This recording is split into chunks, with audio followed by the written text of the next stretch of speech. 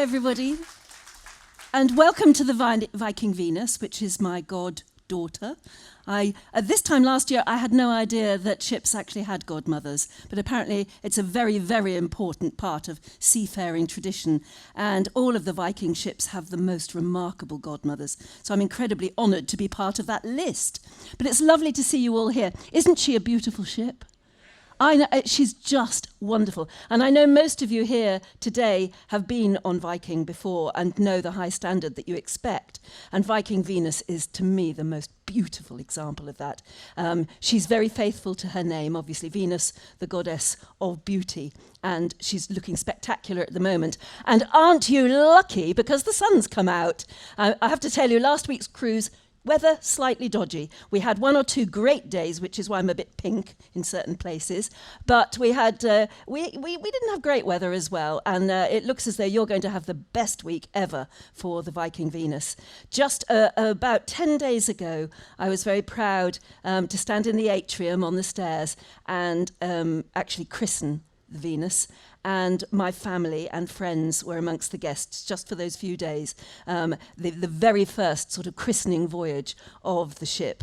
And we all had the most wonderful time, and I know you will as well. But thank you very much for coming here today to talk about something that I don't usually talk about. It's been a very, very personal project. And my aim is that if we all meet again in about a year, on the Venus or maybe one other ship going somewhere extraordinary in the world, because we'll be venturing further again, that I will have had the book written by then and the screenplay and maybe have sold the rights to a movie company. That is my aim. But for the moment, let me just tell you about the project, because it is deeply personal, or at least it starts out being personal. It starts out with my family story, but then it widens out into a story that's largely never been told, or certainly, in my opinion, has never been told in the right sort of human family way. So let me go over here so that you'll all be able to see the screen properly. And let's go. I've been calling it Blips and Boffins. Just get rid of the cushion here.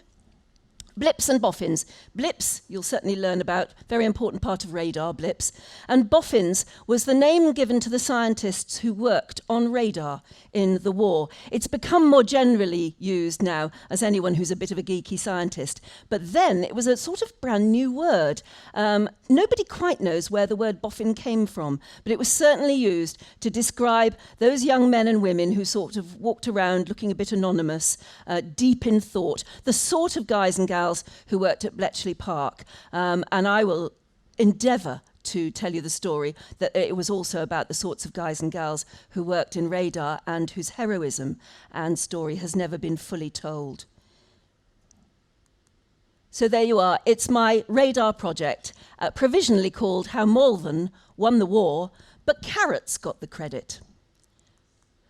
Now, it's very moot to be actually talking about this on this particular voyage, because yesterday, or last night, actually, it was late last night, wasn't it? We skirted the south coast of Great Britain, and that is where largely the story of British radar in the war started. It started just, you can see Bournemouth very clearly there. If you just look down, it started in Swanage, in Dorset, and a very little village just outside Swanage called Worth-Matravers. And that is where the Boffins started their work. Very secretly, they thought, but the secret got out. The reason I want to tell the story is because, well, it was largely sort of triggered by the fact that me and my sisters, who were on the cruise last week with me, we lost our mum a couple of years ago. And there's such pain in losing the last matriarch of the family. But it also gets you thinking about the fact that if we wanted any stories to be told, if we wanted people to be identified in photograph albums, if we wanted reminiscences of our family and what they did in the war, you always asked Mum. but I never wrote it down, what she said. And I didn't, and I'm so ashamed of this given the fact that I am a broadcaster. I never sat her down and put her in front of a camera and asked her the questions. I never properly interviewed her. And yet she was an absolute font of all knowledge, which we have now lost, and I'm trying to retrieve. You see her there, pretending she's a movie star, sitting on the Malvern Hills, and those grey, sort of dark satanic hills feature in lots of the photographs that I will show you. And I quote there a psalm that I learned at school. We all learned what they call the Malvern Psalm, 121, I will lift up mine eyes unto the hills, from whence cometh my help. Never mind help coming from the hills, actually. You always used to look up to the hills to do a quick bit of weather forecasting. If the hills looked near, then it was going to rain. If they looked far away and misty, then it was going to be a good day. And that generally held true. So the Malvern Hills, you'll see time and again in the photographs I'm going to show you. And there they are, my parents, who met in Malvern, laughing and joking and again pretending to be film stars, in Priory Park in Malvern in 1940-something. Those particular photographs weren't dated. I think 43, 44 was when they were taken. But I sort of look at that. I called it Echoes of the Past, and of course radar is all about echoes. But you look at that, they're very happy, they're very young, they appear to be completely carefree. My father, not in uniform, in civvies. My mother laughing away without a care in the world. There's my father on the top right with one of his friends, George Hawkins, who I grew up and knew as Uncle George. And there again, both men in civvies. And the sky behind my mother's head there, totally clear, not a dogfight in the sky like you would have got in some parts of Britain, that photograph being taken. And why is that? There's a reason for that. The reason is because they're in Malvern. And that is the untold story, that Malvern was the safe haven, hand-picked by Churchill, because nobody had ever heard of Malvern, really. And that's where he sent his radar scientists to go and work out of harm's way on radar. It was so secret that, in my opinion, and in lots of historians' opinion, their courage, sacrifice, and sheer brilliance has never been truly celebrated. But in some cases, and I'll tell you the stories, they did indeed risk and give their lives. That's what it looks like now. Again, you can see the hills in the background. But they're the sites on which they did their work. And it was groundbreaking, and it's still with us today. Many of the technologies came out of radar we still use today. But the sites that they worked on have now been bulldozed. Just this last year, during lockdown, they were bulldozed, and there isn't even a memorial to the work they did. And I'll tell you about the amazing work they did. Why? Because the secrecy was so good. Churchill made sure that carrots got the credit. If you remember, we were all brought up, weren't we, believing that carrots help you see in the dark. Our radar was so good by the end of the war that Churchill had to think of a reason to give the public, and hopefully it would get back to the enemy, that the reason our pilots could almost see in the dark, they could almost detect incoming planes, enemy planes, before they should have been able to. They put out the propaganda very successfully that it's because we were feeding our pilots carrots. They were eating tons of them. So there you are. That's why I call it a story that is about Malvern not getting the credit for what the work it did, but carrots getting the credit instead.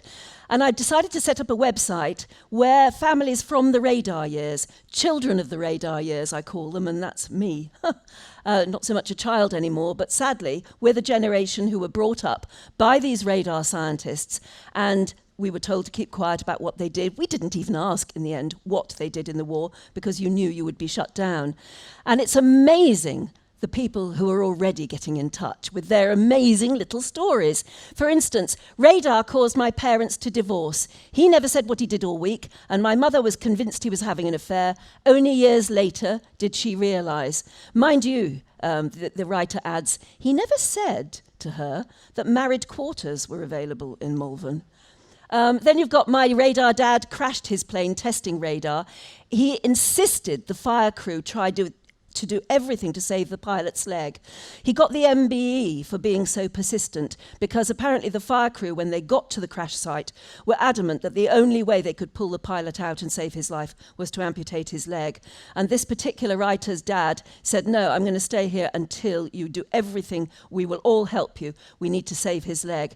And they did get him out, and they did save his leg, and he went back to flying. My father caught a spy signalling German aircraft towards the massive petrol stores at nearby RAF Deptford. True story again.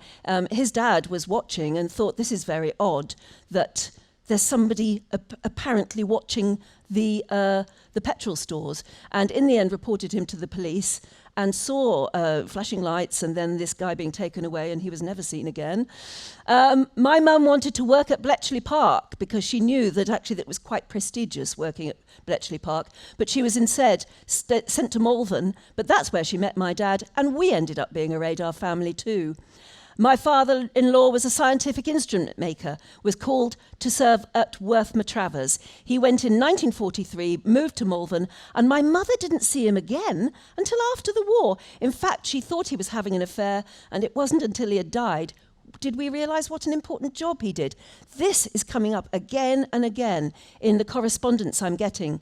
Dad was testing window, which wasn't working when they found the lad in the back of the aircraft was just dropping one bit of metal foil at a time instead of the lot. I'll tell you more about window and the amazing woman who invented it. My dad worked in the factory in Bristol that produced window. They thought they were making chocolate wrappers. Well, I suppose it must have looked like chocolate wrappers. And Dad built a television from a cathode ray tube, and all the neighbours came in to see the coronation. And that happened in my family. My mother used to tell the story often of how my father made a tiny little television, which was only about 1.5 inches square, out of a cathode ray tube. But the whole neighbourhood came in to watch the Queen being crowned on this tiny, tiny television. So I started to look into my family's own history. For my father, it was being brought up there in a tenement street in Greenock, which is near Glasgow and Clydebank. And that's him and his little brother Leo. My father's called James. And that's their mother, Bridget O'Hara. I only remember her as a very old lady, but she was a formidable woman. She was very, very fierce. She was of Catholic Irish stock. They came to Glasgow at first, where my grandfather, who was also called James Diamond, he and his brothers set up a string of pubs in Glasgow called the Diamond Bars. But my grandfather, James, drank all the profits. And in the end, he said he was going to go to Canada to make a fortune and send money back, and then eventually send for his wife and children. And of course, they never heard from him again. We've since found out he had another family in Canada. So Bridget was left to bring up the children on her own, and she believed that education was the only way they would get out of poverty. So she took in washing, she scrubbed doorsteps, she did everything she possibly could to educate her 2 boys. And because she was a good, fiery Catholic, she went along to the Catholic Church and she said, my boys need to be sent to school, you will help them get there. And she made the church pay up. Eventually, she got them both to university. And there is the family photograph of my father getting his degree. Now, he got a degree in physics, which came to haunt him, if you like, a bit later. We were very proud, of course. He was the first in the family to ever get a degree. But when war was declared, he immediately went to his mum and said, I'm going to join up. I'm going to volunteer for the RAF. He'd always wanted to fly. When he was at Glasgow University, he was invited to be a member of the University Air Corps, the University Flying Club, and he couldn't afford to.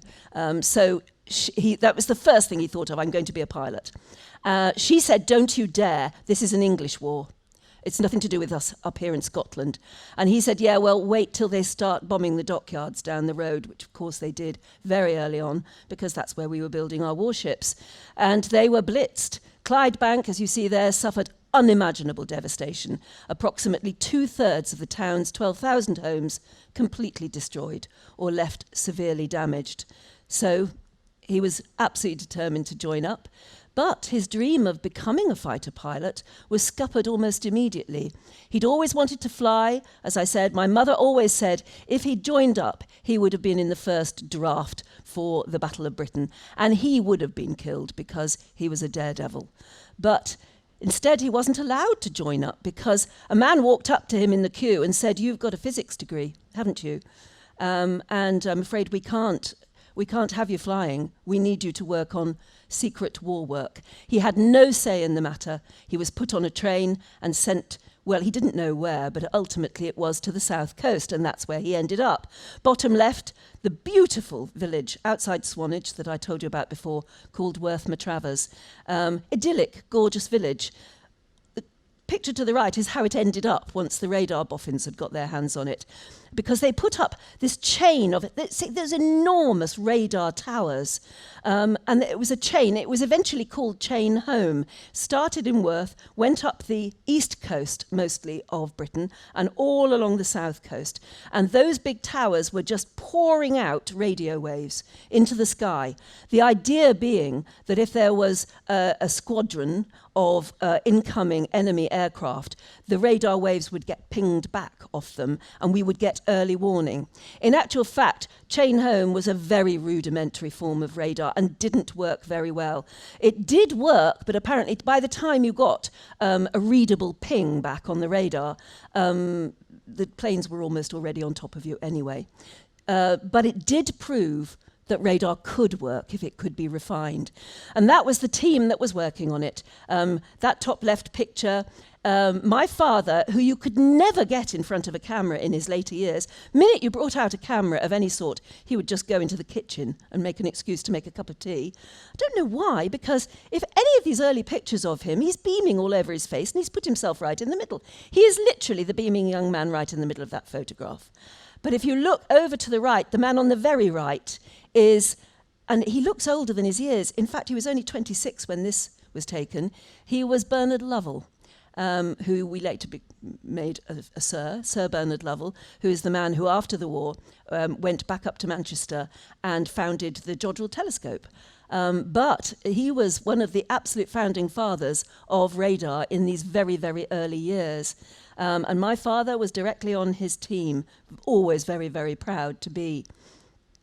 And of course, that's what they were looking for all of the time. My father used to tell stories. They never told many stories, these radar people, but occasionally they would let slip. That all he did in those early years, he and a friend would stand at either end of a very long aircraft hangar, or they would go out into the fields on the cliff tops of Worth Matravers, and they would just literally fire microwaves at each other until one of them got a detectable blip, and then they knew how to make it work. But you can imagine the dangerous job it was. Well, of course, they didn't know the dangers then, but literally you've got young men and women firing microwaves at each other. It's a wonder any of them survived the war. A great many of them did survive many, many years, but my father always said that nearly every single member of his team died of a cancer-related disease, and he was absolutely convinced it was because they were so exposed to microwaves in those early days. But, you know, we still weren't very good at it. Our radar was well behind what some of the Americans were already doing, and certainly what the Germans were already doing. Our intelligence was telling us that the Germans did have radar dishes in various installations along the coast of occupied France. And we knew we hadn't got that far, and it sounded as though it was a little more... It was worthy of a little more investigation. So Churchill ordered a raid. Now, if you see the top left photograph, that's a country house in a place called Bruneval near Le Havre, and there's a black dot just down to sort of what would it be? Well, you know, that corner, bottom left-hand corner. I'm trying to think of but you can see that black spot there. That's a radar dish. And it's a proper radar installation. And nobody really understood radar, not even the Germans, although they were working on it too. Nobody understood how incredibly important it would turn out to be. So the Germans left that radar installation unmanned overnight. And once we learned that from our intelligence sources, Churchill said, right, I want a party to go there and pinch it, frankly. And it turned out to be one of the very first, if not the first, big operation carried out by our newly formed 1st Airborne Division. And the idea was that they would drop the paras into onto Bruneval. They would take the radar dish apart. They would take with them a radar scientist who would be able to tell them what were the important bits to bring home. And then they would go down the cliff edge and catch waiting boats back to Britain.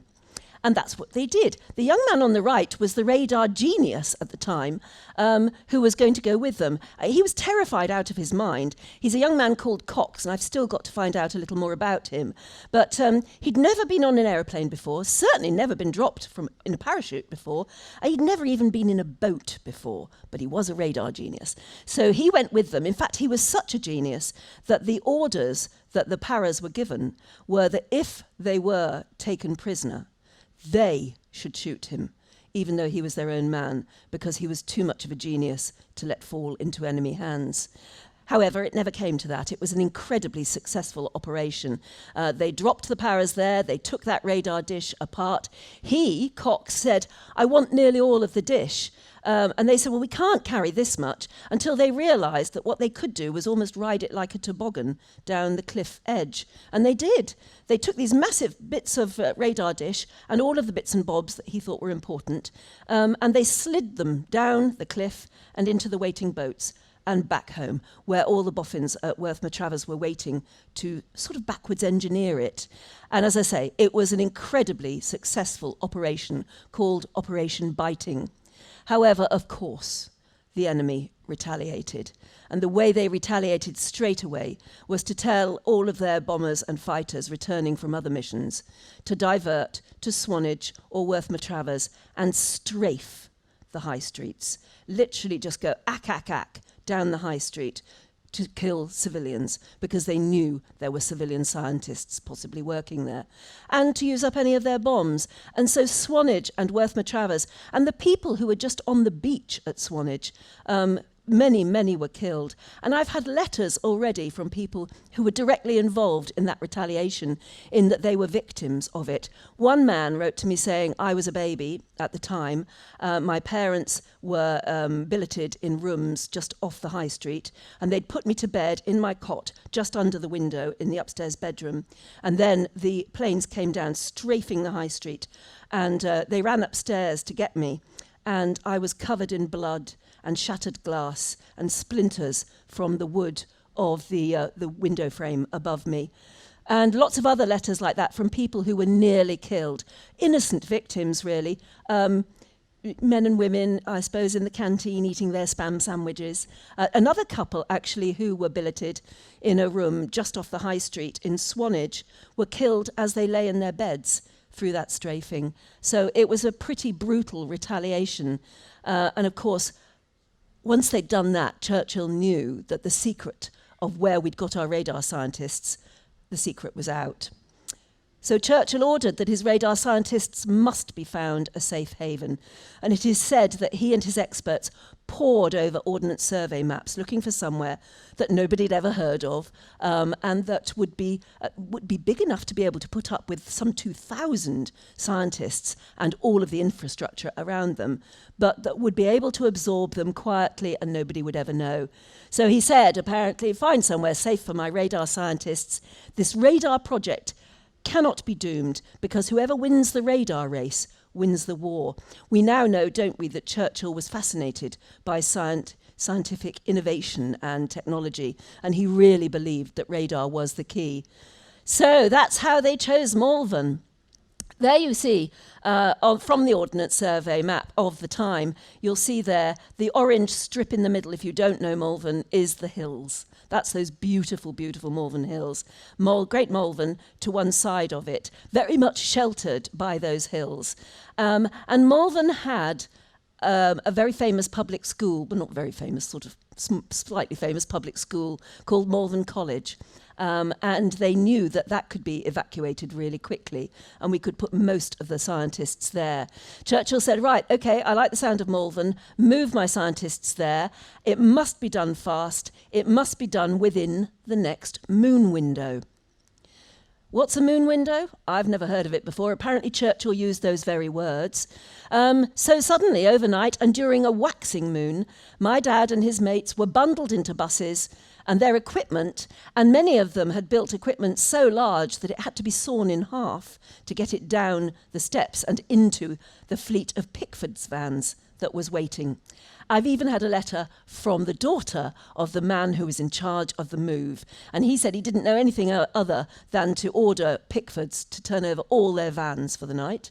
And they were literally just driven off into the night. And overnight, the boys at Malvern College were evacuated to Harrow, and my dad and his colleagues were moved in, and he woke up in House 5, which is where he stayed till the end of the war. And luckily, not many photographs exist of that move. Obviously, it was top secret. But one of the scientists in House 5 was a sketch artist. And we have some wonderful sketches that he's done. There, obviously, at the top of the more serious work they do, you see what I mean by building equipment so large that they had to saw it in half to get it down the stairs. But down there, that's, again, my father used to say we had nothing to do in the evenings. We'd just sit and play cards and smoke or whatever. And you can see them doing exactly that. And there to the right is the beautiful old building that still sits there now, Malvern College, with the imposing Malvern Hills behind it. And that's the team that by then was working in Malvern on radar and doing an awful lot better. They were really perfecting radar by this time.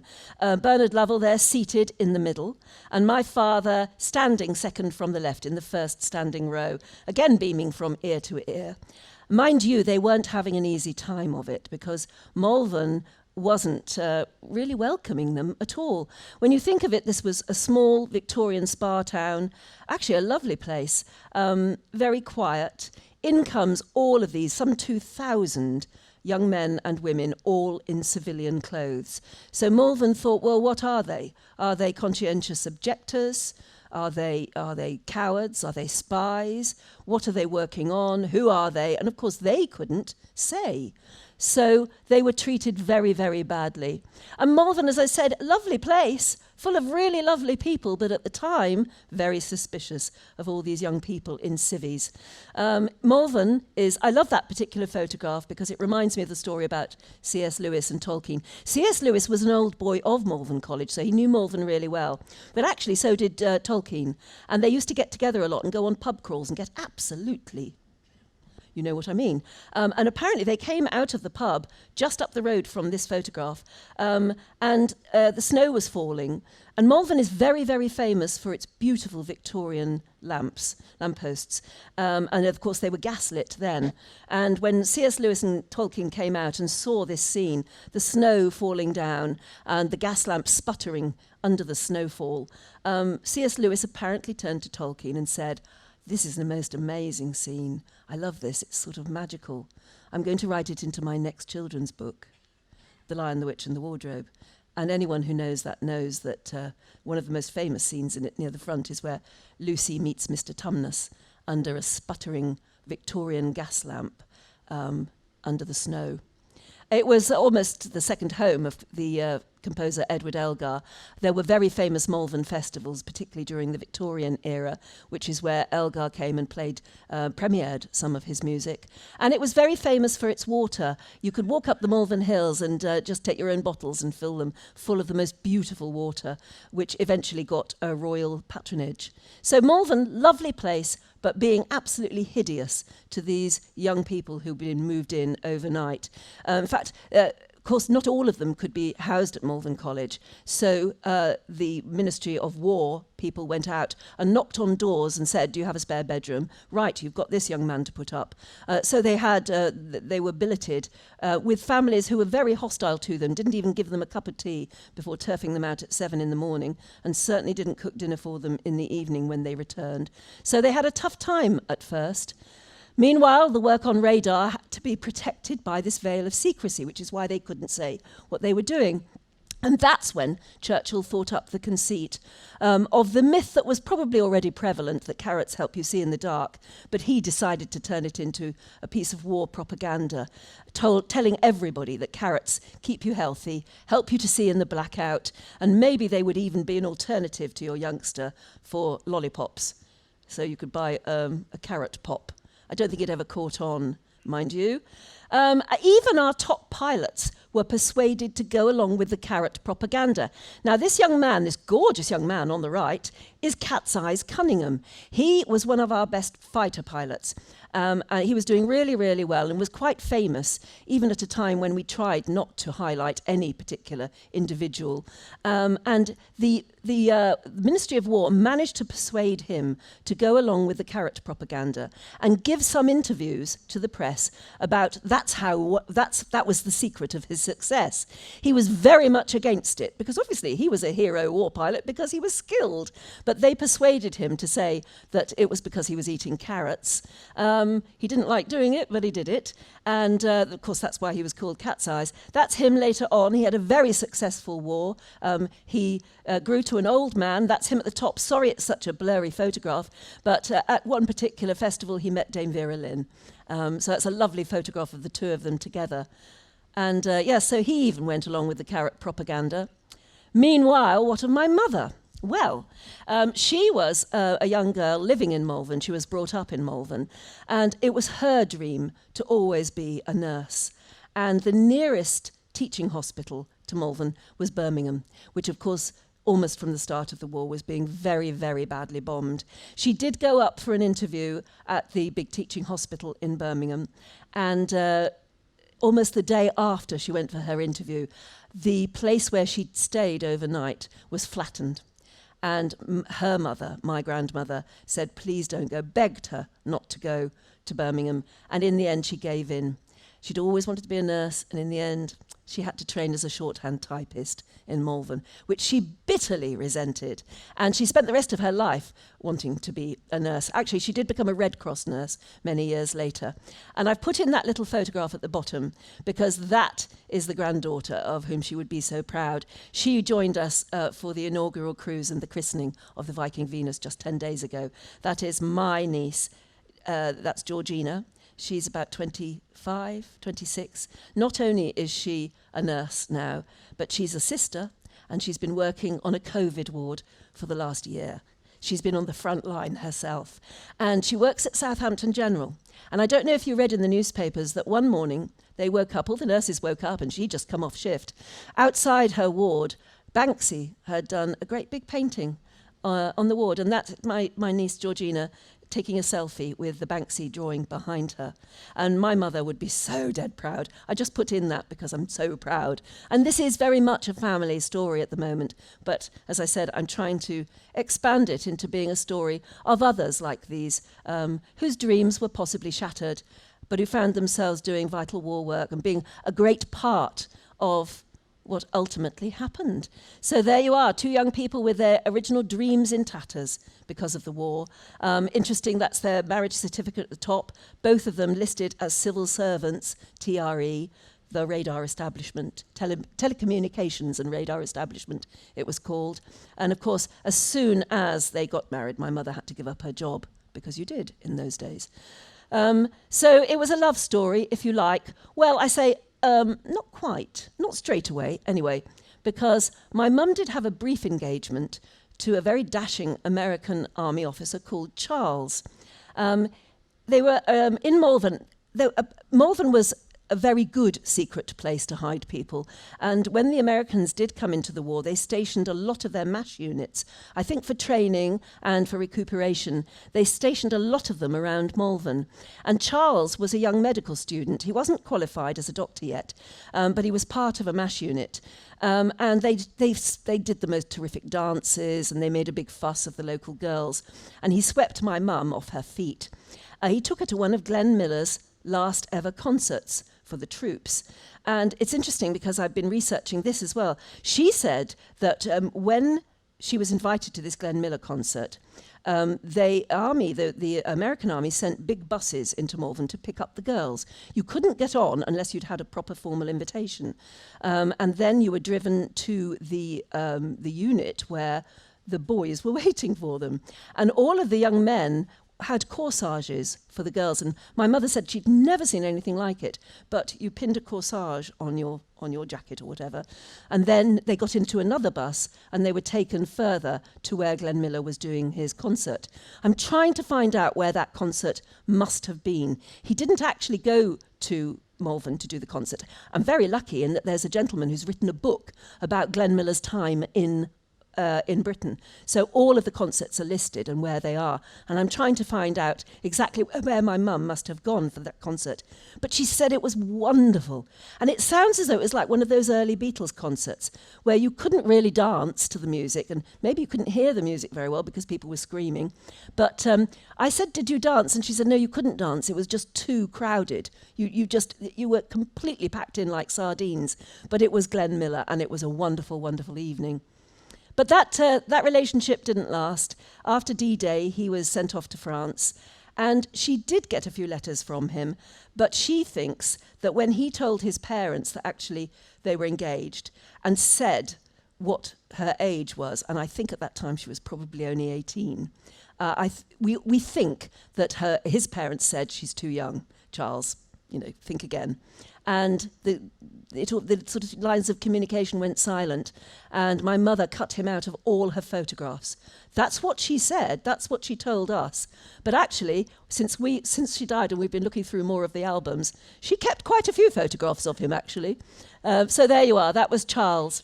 We later learned, thanks to Google and things like that, we researched him, and he did go back to his family in Florida. He did become a doctor, and judging by his obituary in the local newspaper, he was a very, very valued sort of general practitioner. So, there you go. These things happen. But that's my mum and dad, and it turned out to be a love story, whatever. I wish that I'd sat them both down in front of a camera and asked them for their stories. Did they have dreams? I mean, what did you do in the war when you didn't know how it was going to end? Did you plan a family? What did you do? Mostly they just got on with things. And that's how they got on with things. They did have a family. That's the house I used to live in. It was a ministry house, what we called ministry houses. There were blocks and blocks and blocks of them, roads and roads of them in Malvern. They took over Malvern, as you can imagine. They were basically posh council houses. They were basic but well-built houses. But in those days, when they built them, they had massive gardens, huge front gardens, as you can see, massive back gardens, perfect for bringing up a family. As you can see there, the middle one, that's not me, that's my big sister playing with another in the road, because everybody who lived next to you, everybody you went to school with, everybody was a radar family. So usually their dad, and many, many mums too, were very, very clever radar scientists. And that's the world in which we were brought up. Everybody's family was clever, and you were expected to be. We weren't all, but there you go. The one thing you did know is that you never asked Dad or Mum what they did in the war, because they would shut you down immediately. That certainly was true of my family. And when I put that on my website, again, I was inundated with the same story from so many other people. My dad was in Lovell's team too, says that first writer, John, in Peachfield Road. I asked him over a cup of tea, what did you do in the war? And he said he worked in a factory. And I was ashamed that he wasn't a war hero. Another one, I remember asking him what work he did. He said he was making nuts and bolts for Spitfires. My mum would say, Daddy's too tired to talk. In fact, that was from Peter, who started his letter off saying, I used to live very near you. In fact, your dog bit me. Another one, my dad said he worked in a factory, and we all believed him, even my mum. My mum hated that he wouldn't even tell her. Her friends all said he must have another family somewhere. It broke her heart. And Richard there says, my mum and dad just said it was all top secret and to shut up. And that's what it was like in our family too. You just didn't ask. Lovell, however, who was later, as you see, knighted, he knew that it wasn't just the science, it was about the people, because he had a family, and he knew how difficult it was to go through all the stresses and strains of A, working on the radar, B, keeping it top secret, C, never being able to tell your family what you were doing, and leading a team of young people who were hated by the locals. He knew how difficult it was. And so in his biography, which I've read, which is absolutely fascinating. He includes several chapters written by his wife, Joyce, who was a scientist herself, but by then had decided to give up her work to bring up a family. And she writes of how difficult it was just to keep his feet on the ground too, because he was very much weighed down by the responsibility of what he was doing, by the dangers of what he was doing, because it wasn't just a question of inventing things in a laboratory. They had to go out, flown by the RAF in most cases. They had to go out on sorties to test their radar equipment over occupied France, over the Channel to see if they could find submarines through radar. And they went on many of these missions that sadly ended in crashes. And there was one particular crash that haunted Bernard Lovell to his dying day. And I've had many letters about this as well. One night, shortly after, it was about 2 weeks after the move to Malvern, they were testing this new invention, and a Halifax bomber with 5 RAF crew and 3 Boffins crashed into a field near Simmons Yacht in Gloucestershire, beautiful beauty spot in Gloucestershire. All of them were killed. Now, as soon as they were told that this crash had happened, and there were some very important people on board, I mentioned a young man called Alan Blumlein, who, if he had lived, I am told, would be a household name today. But straight away, as soon as that crash happened, within an hour or two, Lovell was told back in Malvern that the aircraft had crashed, and he had to drive out to the crash site. By the time he got there, it was a field in the middle of nowhere. By the time he got there, the police had got there, and they said, "You really don't want to go and look because we haven't cleared the bodies yet. It's a terrible, terrible disaster." And Lovell said, "No, I've got to. We have a vital piece of equipment there, and I've got to find it. It cannot be seen by anyone." And so he was haunted to the end of his life. He talks about it in his biography, that he literally had to rummage through the dead bodies of his colleagues to find this incredibly important piece of equipment. But back to this, the crash site, I'll tell you more about that in a second, but the crash site is now marked by this memorial. And just about a third of the way up, you'll see the name Brown, C-O. And that was one of the radar scientists, and I've had the most wonderful letter from his son. And he said, one day in February, several years back, a man with a metal detector was out looking for any metal objects of interest in the field where the crash happened. There were clear skies, and late afternoon the gentleman decided to rest his legs before packing up and heading home. Much to his astonishment, snow started to fall from the sky. Now, some years later, this is from the son of the crash victim, some years later I visited the crash location with my family, a beautiful still summer's day. I said a prayer and we held a minute's silence. And much to our surprise, a breeze started making the green grass and the buttercups move until we'd finished our minute's silence. For that moment we all felt as though we'd been joined by my father and those killed in the crash. And he tells me, I remember when I was told my father had died, I was just 6, and some men came to see my mother. And then my mother took me into the garden to tell me Daddy had died. The sort of work he'd been doing, I didn't know until many, many years later. I have never forgotten that moment and where I was told. So that's from Richard Brown, son of C.O. Brown, one of the scientists killed that Sunday afternoon. But back to Blumlein. He was this young man on board that crash, on board the plane that crashed and killed him. And as I said, he would be a household name had he lived. He was apparently an absolute genius. Now, the reason I put in the picture bottom left, one of the most famous zebra crossings in the world, EMI at Abbey Road in the 1930s. And he was an absolute genius. At the moment he was killed, he had 28 patents out. But when he was working at Abbey Road at EMI, he apparently went with his wife to the cinema and was very frustrated by the movie they were watching, because the movie had characters talking on the right-hand side of the screen, and yet all the sound of the dialogue was coming from a speaker at the back on the left, mono sound. And he was very frustrated by back to his lab at Abbey Road, and he invented stereophonic sound. I mean, he literally did. It is well known that he did. And there's a plaque. If you go to the Abbey Road Studios, there's a plaque on the doorway listing his achievements. And he invented, as you see, stereo sound reproduction. In fact, anyone who's a sound engineer, still, they know his name today because there are many microphones that's still called Blumlein microphones or Blumlein microphone technique or something. But when, like my father, when this, and he obviously had physics degrees and what have you, he was put onto war work as well, and he found himself working with the radar team at Malvern. And he invented this game-changing radar device called the cavity magnetron. And that's it, top left. I think it's quite a small thing. And apparently, if you opened up any microwave oven today, you'll find a cavity magnetron inside it. It's still used today, but it absolutely upped the game of the British radar project. So much so that the Americans it, and we sent out a young man with it in a briefcase on an ordinary BOAC plane to America at the time to take it out to the radar scientists in America too. And they've always acknowledged, sorry, any Americans here. And I knew we do have a few Americans on board, don't we? But apparently we were first with the cavity magnetron, and it did make a huge difference. Churchill, though, ordered a total news blackout about the crash. It wasn't known for several years because he was worried that Blumlein's death in particular would demoralise the British and bolster the enemy. People in the radar story. And I told you about Window earlier.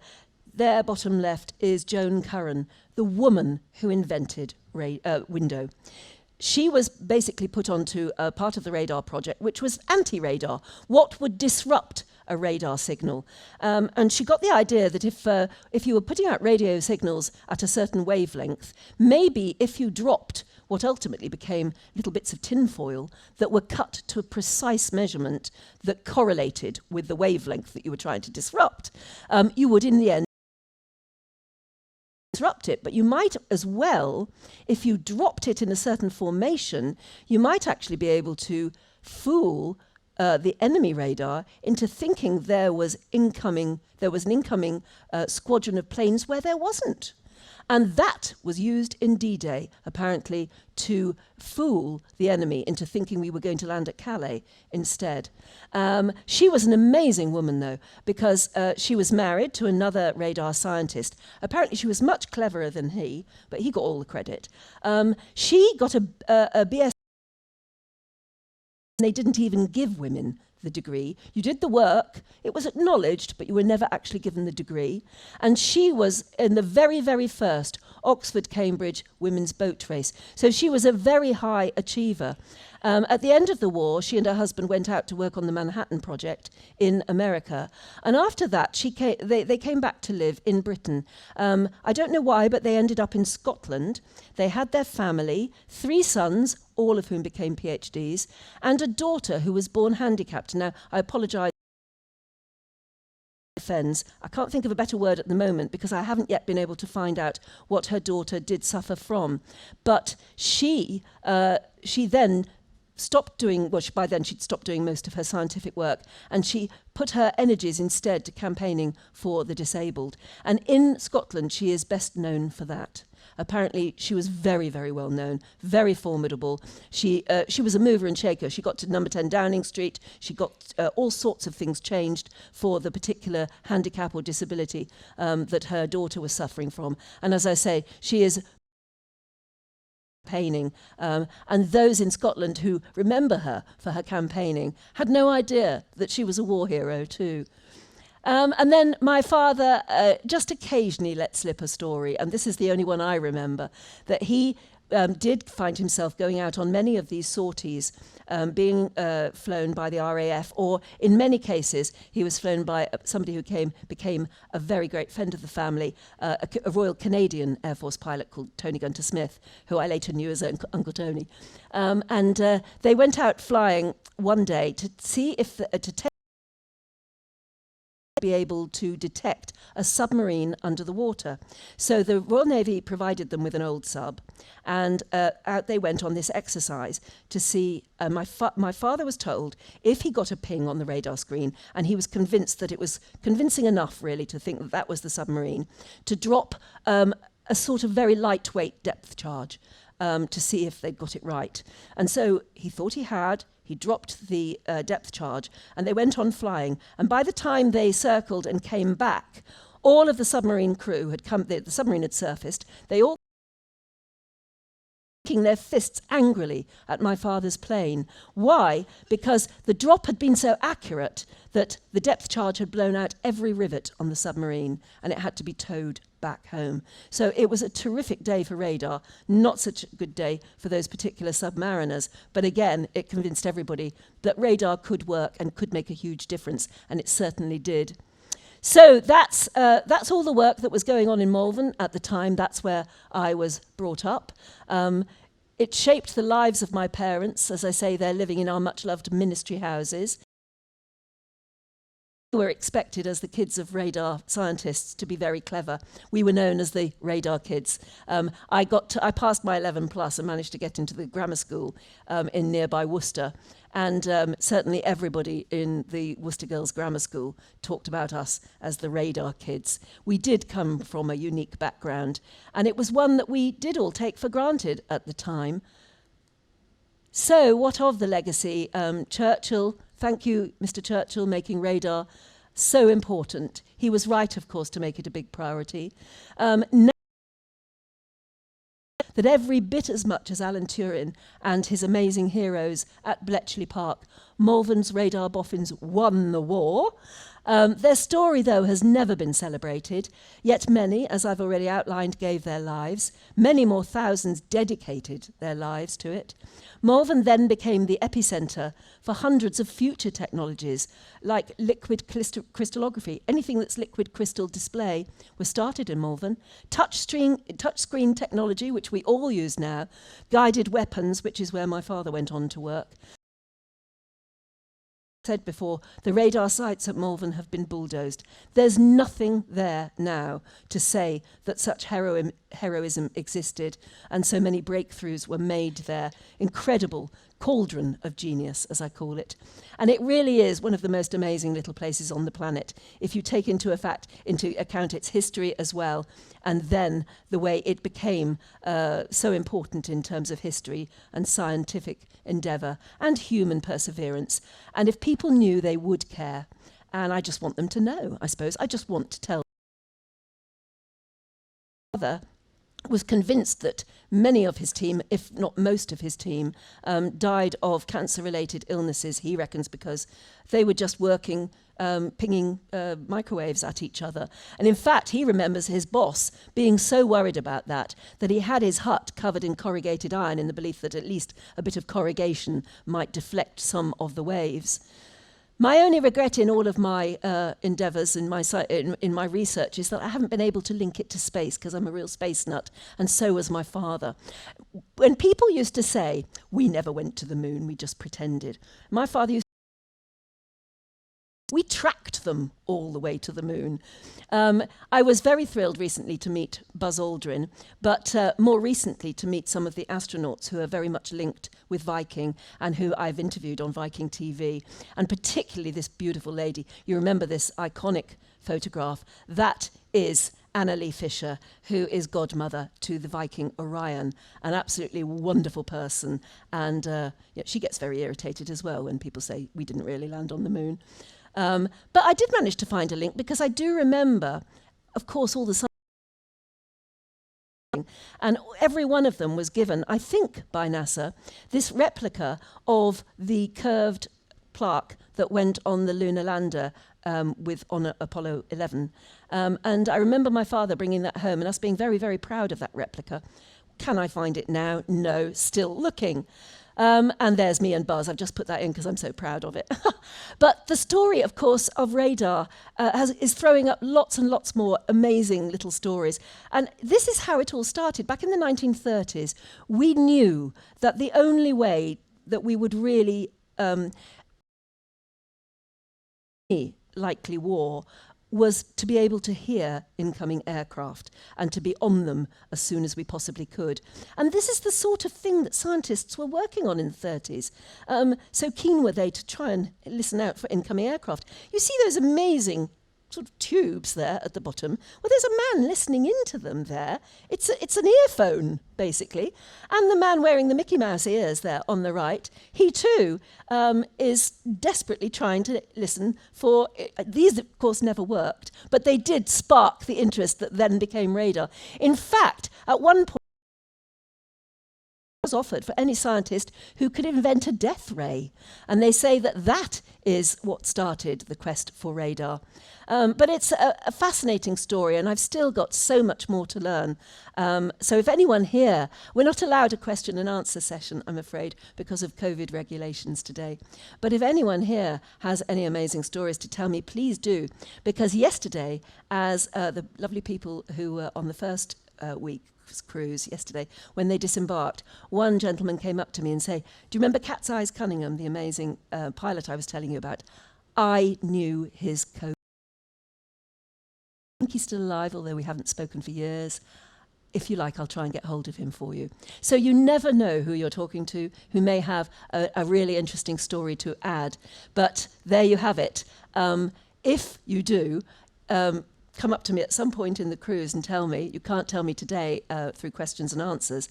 Or go to my website. You just Google Radar Families and you will get that website where I'm trying to compile everybody else's story too, so that I can weave together a sort of tapestry, a human tapestry of the sort of stories that should be told and should be celebrated.